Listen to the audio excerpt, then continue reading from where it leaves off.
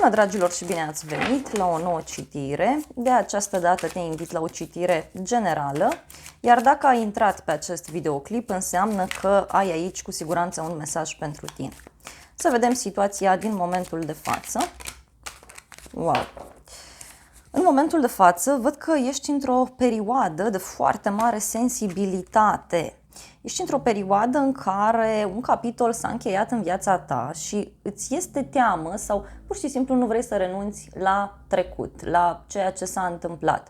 Văd faptul că intuiția ta este foarte puternică în momentul de față, ai o putere uriașă din punct de vedere energetic în acest moment și de asemenea mai văd aici faptul că fie te pregătești de o schimbare mare în viața ta, fie tocmai ai încheiat un capitol în viața ta.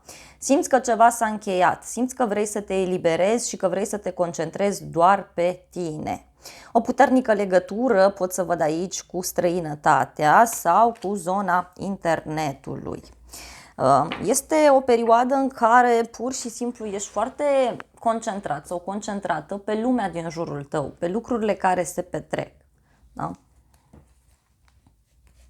Pentru că, uite, eu văd aici o supărare pe care tu o ai, fie legată de o petrecere la care ai fost, la o întâlnire, fie pentru alții este vorba despre o poveste de iubire în care lucrurile nu sunt chiar atât de bune. Adică nu mai este așa multă distracție, nu mai este atât de multă armonie, însă văd faptul că în momentul de față tu vrei să iei o decizie.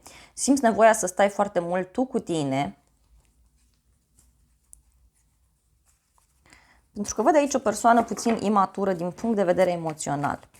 Să vedem puțin în viitorul apropiat ce se poate întâmpla. În viitorul apropiat te văd aici singur sau singură, poate simți nevoia să te izolezi, pur și simplu simți nevoia să stai puțin tu cu tine. Văd în general o lipsă de comunicare cu ceilalți în alte cazuri. Dacă ai întrebat de o relație, aici văd clar o lipsă de comunicare și un moment în care fiecare va dori să stea mai mult pe cont propriu. Vei medita foarte mult la drumul tău, la opțiunile pe care tu le vei avea. Poate să fie o perioadă de pauză într-o relație, o perioadă în care pur și simplu fiecare e nevoie să-și pună gândurile în ordine. Vreau să văd totuși în momentul de față ce este cu lumea, despre ce vrea să-ți spună. Wow, bun. Lumea vorbește, uite, despre o schimbare legată de relația ta, o schimbare legată de o ofertă care a venit către tine sau o schimbare în urma unui drum pe care tu l-ai făcut către un loc drag sufletului tău. Dragostea ta deja este decisă și eu simt aici că tu deja ai intuiția necesară. O conversație care a avut loc și care ți-a clarificat foarte multe lucruri.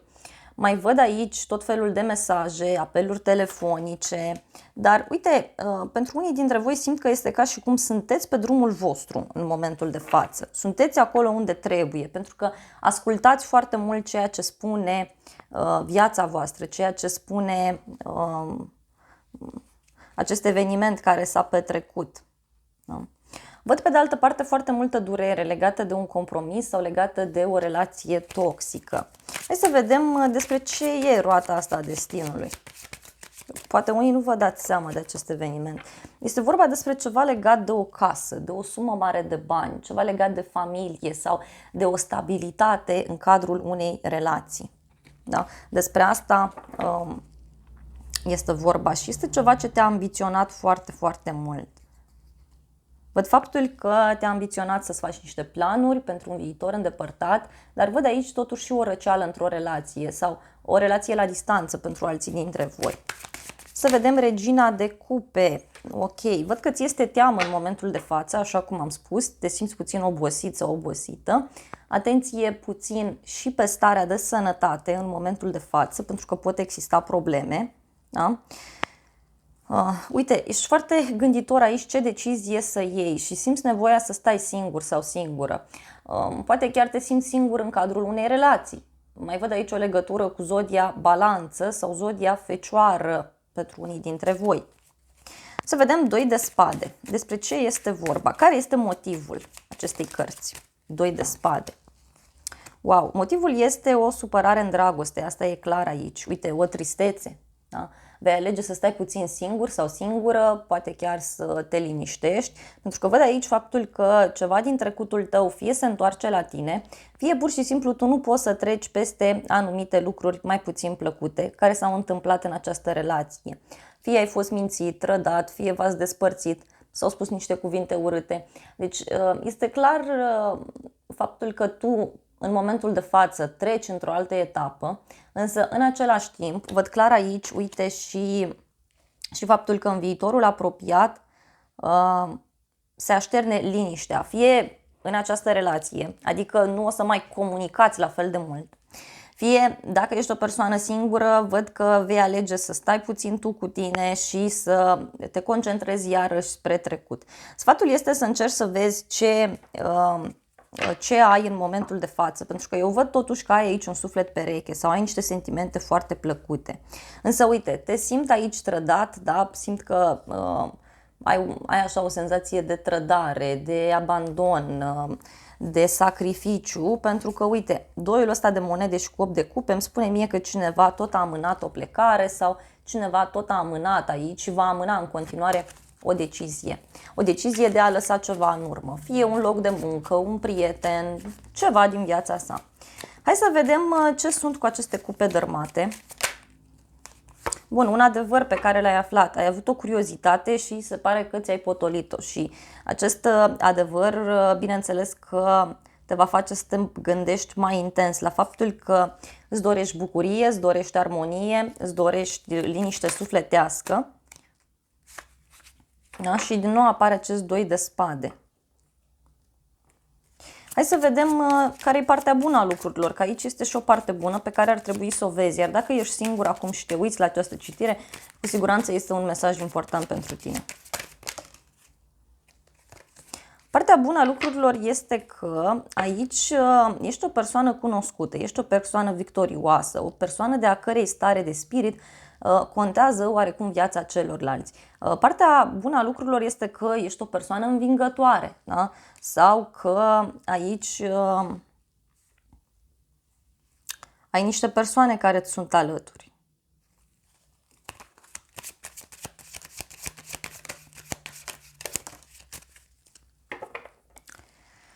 Bun. Este ca și cum e bine să-ți dai seama că în momentul de față tu ești o persoană foarte victorioasă, foarte dulce, foarte bine văzută de către ceilalți, dar e clar că trebuie să înțelegi că ești singur pe acest drum.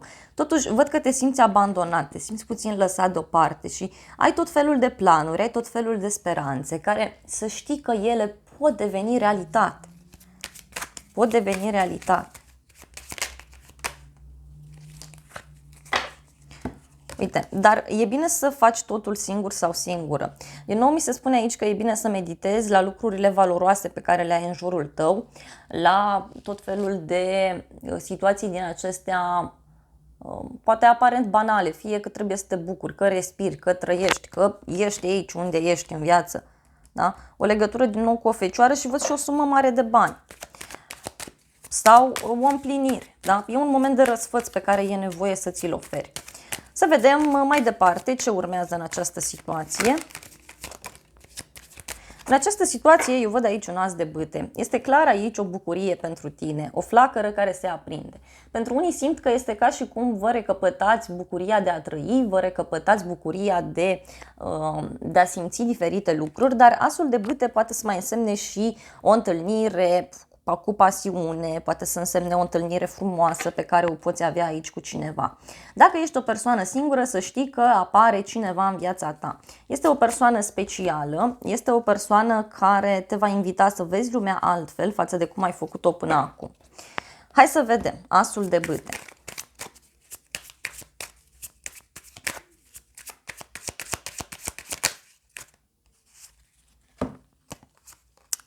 Bun, asul de bâte vorbește despre un drum pe care tu îl vei face sau cineva care călătorește către tine. Văd aici un compromis, o împăcare, dar totuși văd și o bucurie pe care o ai tu în legătură cu viața ta, în legătură cu sufletul tău. O legătură mai văd cu zodia Rac sau cu zodia Săgetător.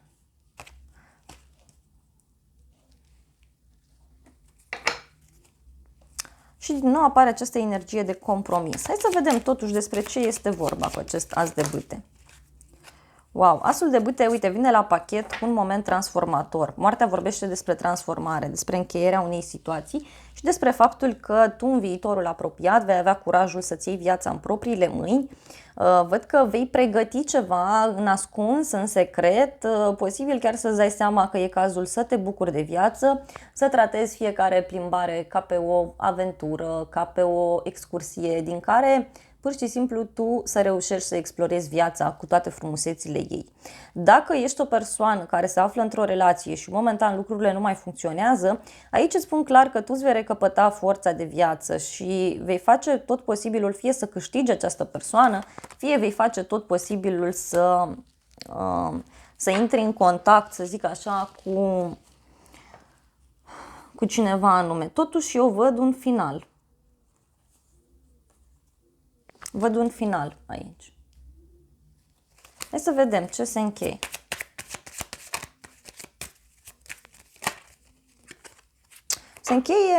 Se încheie o perioadă de rigiditate în această relație, se închide o perioadă în care cineva a vrut să impună reguli, fie tu, fie persoana de lângă tine, dar văd că se închide și ceva legat de o persoană cu autoritate asupra ta. Unii puteți avea o legătură aici cu zodia Berbec. Pentru că, uite, de mult timp este un blocaj într-o relație anume. Încă o carte. Bun, 7 de spade. Se pare că ori îți vei urmări propriul interes în această situație, ori pur și simplu îți vei da seama că e cazul să-ți vezi puțin de treburile tale și să te bucuri, așa cum am spus, de tot ceea ce ai în jurul tău.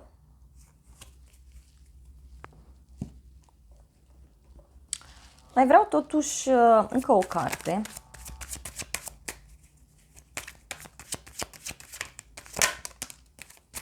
Uite, aici eu văd bucurie, văd o întâlnire cu o prietenă, cu o persoană dragă ție. Poate să fie vorba și despre o întâlnire cu persoana iubită pentru alții dintre voi, dar eu tare tind să cred aici că tu vei alege să te bucuri de viață și să accepti o anumită situație în care tu te afli. Hai să vedem puțin și un mesaj din partea acestui oracol de dragoste. Care este sfatul pentru tine? Uite, ți se spune așa, că nu sunt fericit. Karma, comportamentele, oamenii sau situațiile joacă un rol important în ceea ce se întâmplă cu mine și este greu să găsesc o cale de ieșire din toată povestea asta. Așa cum am spus, tu te afli într-o situație destul de dificilă aici și ți este greu să vezi partea bună a lucrurilor. Poate e cazul să renunți la niște persoane care nu îți sunt de folos. Da?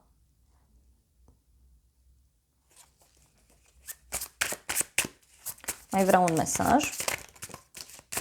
Încă un mesaj pentru tine.